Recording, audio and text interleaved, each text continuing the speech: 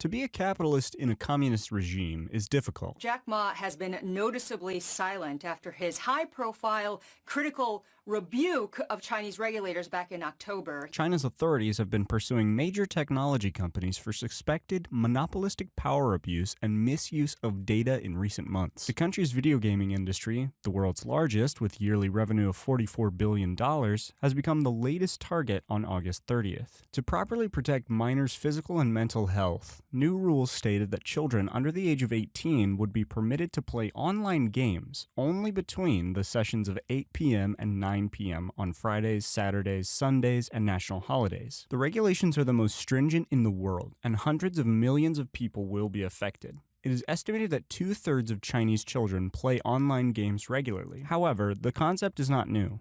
For more than a decade, China, which closely watches Asian video game markets, has been concerned about the addictive and immoral aspects of video games. Censors frown on subjects like politics and gore, therefore foreign games seeking a license to sell in China must make concessions. The new rules replace one established in 2019 that limited children's gaming time to 90 minutes per day and imposed a restriction between 10 p.m. and 8 a.m. There were loopholes in the prior rules. China's anti-addiction system requires gamers to play online using their true names and a government-issued identity number, and kicks them out when their allowed time has expired. Children, on the other hand, could log in with adult credentials or play in internet cafes that permitted long gaming sessions.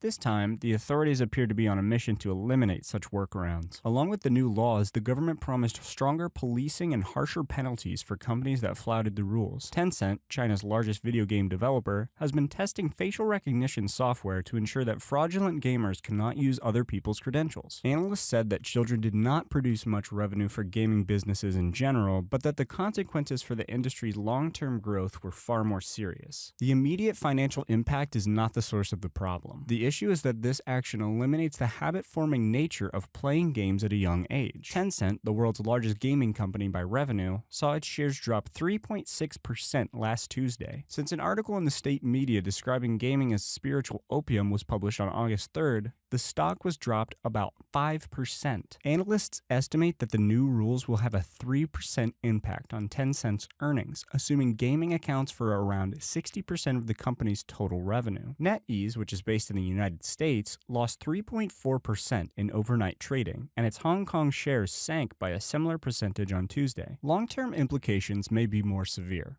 The indigent teenage gamers of today will be replaced by young adult gamers with disposable income in the future. If the crackdown is successful, Chinese gaming behemoths may see their influx of new clients dwindle. Western businesses may also be harmed. Roblox, an American gaming platform that allows players to develop and share their own mini-games, is particularly vulnerable. The game, which has over 40 million daily users worldwide, is geared toward younger players. In July, it made its debut in China. Another concern is the scope for the crackdown. For the time being, a booming gray market connects Chinese gamers with international companies unable or unwilling to obtain an official license to sell their products in China's vast market. Despite the lack of official approval, PUBG is estimated to have sold about 20 million copies in China. Steam, an online store for PC games managed by Valve, an American company, is said to be used by around 50 million Chinese gamers and is curiously unblocked by China's Great Firewall. This provides them unrestricted access to tens of thousands of unlicensed games that aren't censored by the government. The indicators are alarming.